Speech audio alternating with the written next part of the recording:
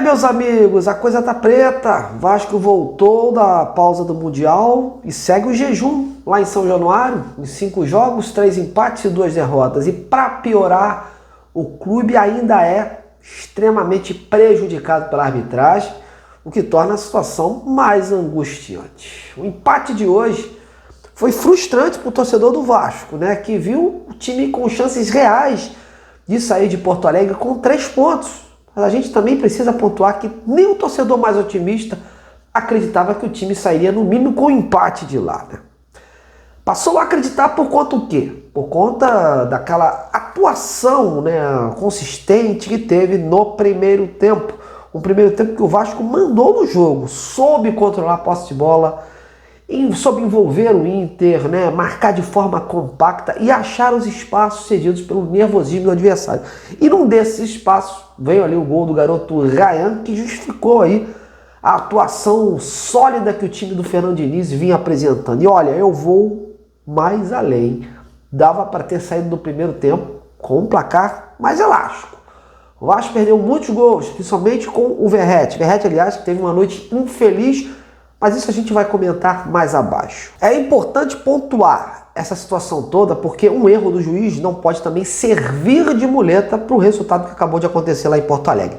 Óbvio que interferiu diretamente, né, no resultado, mas o Vasco também permitiu chegar nesta situação. E eu gosto muito de separar as coisas, porque é muito fácil para eu chegar aqui dizer que o Vasco só perdeu aí ou deixou chegar ao empate por causa da arbitragem e fez aí uma grande partida. Enfim, não, o Vasco dominou o primeiro tempo, mereceu uma melhor sorte, óbvio, só que não repetiu no segundo tempo, né, esta atuação e com isso o adversário fez por merecer aí chegar ao empate. Ponto. A gente está lamentando o empate não pelo resultado em si, porque você vendo de longe antes do jogo, sem saber das circunstâncias, é um ponto conquistado lá fora contra um time que está invicto desde que chegou da pausa aí do Mundial, estava numa crescente no campeonato, né? Então é um ponto conquistado, seria um bom resultado. Agora, pelo que produziu o Vasco hoje e pelo que poderia ter produzido melhor no segundo tempo, e junto com essa questionada aí decisão do árbitro, deixa a impressão que realmente o Vasco poderia ter ido muito mais além e sair de lá com os 3 pontinhos que iam vir numa boa hora, né? Hoje o Vasco não está no Z4, mas está coladinho ali. E de quebra vai pegar na próxima rodada o Mirassol, que está forte jogando seus domínios. E com o Vasco meio que desfigurado. Sem o Paulo Henrique, que tomou cartão amarelo. Sem seu principal astro, que é o Léo Jardim, que vinha salvando o Vasco aí em várias oportunidades, inclusive nesse jogo de hoje. Então, preocupa muito essa falta de opções no elenco. Então, como eu ia falando, meus amigos, o Vasco mereceu ir para o vestiário com a vitória. O Inter só começou a tentar algo no final, mas mesmo assim parou nas boas defesas do Léo Jardim, que eu acabei de falar, e na trave. E no segundo tempo, sim, foi o que realmente determinou esse resultado adverso. Podemos dizer assim, pelo nível de atuação que o Vasco vinha sustentando. Antes da gente falar da arbitragem, a gente tem que falar da postura do time do Fernando Diniz. O Vasco simplesmente parou no segundo tempo, viu o Inter jogar e criar com isso as melhores oportunidades. Recuou demais, pouco agrediu e permitiu manter o adversário na sua área, porque foi gostando do jogo, foi criando e por pouco não chegou ao empate antes da expulsão. Enquanto teve pernas, o Vasco soube jogar e soube criar. Depois que cansou, parou, ficou olhando o Inter aí dominar as ações. E aí a gente tem que parar para fazer algumas constatações. A primeira que eu faço é que o Fernando Diniz demorou a mexer no time. O próprio Verratti não vinha rendendo ali o esperado, vinha atrapalhando ali o ataque, poderia ter sido preservado mais cedo e colocado ali jogadores mais rápidos para explorar o contra-ataque, inclusive deixando o Ryan na posição de centroavante. E a segunda constatação, justamente que o Diniz, ao não fazer isso mais cedo, dá uma demonstração clara que não confia em 90% no seu banco. As próprias improvisações que ele vinha fazendo com o Hugo Moura, né, de zagueiro, já diziam isso. Hoje ele até foi sensato em pensar melhor e colocar um cara a mais da posição. Maurício Lemos, né, que não fez uma grande atuação assim, mas botou mais ordem no setor, já que o Inter vinha explorando ali muito a jogada aérea, né, hoje o ponto fraco do Vasco. Então ele não comprometeu nesse sentido.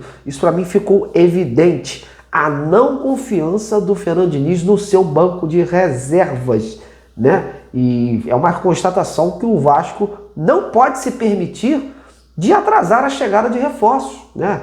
Jogo após jogo. O recado está sendo dado dentro de campo, que é preciso urgência na chegada de mais peças de velocidade e de peças que possam dar uma maior dinâmica na partida. Sobre a decisão do juiz, na minha opinião, errou. Se foi cera ou não, aquele momento era de troca ali de jogadores, de substituições, né? E o Léo Jardim aproveitou aquele momento para pedir atendimento médico. Não foi no meio de um jogo assim, onde o jogo está correndo, o cara se joga e aí fica pedindo, né, para ser atendido, né? E outra coisa, o juiz, ele não é médico para saber se é ou não verdade, para interpretar aquilo que o goleiro estava sentindo naquele momento. E cá para nós, meus amigos, 99% dos goleiros hoje em dia faz cera e ninguém é expulso por isso. Se expulsou hoje, tem que expulsar todos os goleiros daqui para frente que porventura fazerem, né, esse tipo de procedimento, esse tipo de cera aí, né? Porque não dá, né, meus amigos? A gente vê todos os jogos aí do Campeonato Brasileiro, a gente percebe, não só aqui, mas como mundo afora, que os goleiros fazem esse tipo de cera, os jogadores mesmo fazem cera, então você tem que expulsar um monte, né? Porque vai ser daqui para frente essa situação. O próprio goleiro do Inter fez no primeiro tempo isso e não foi punido, né? Então é preciso estabelecer critérios aí da arbitragem, da CBF, para poder coibir essas ceras. Hoje é o Léo Jardim punido. E amanhã vão ter outros punidos ou vai ficar por isso mesmo?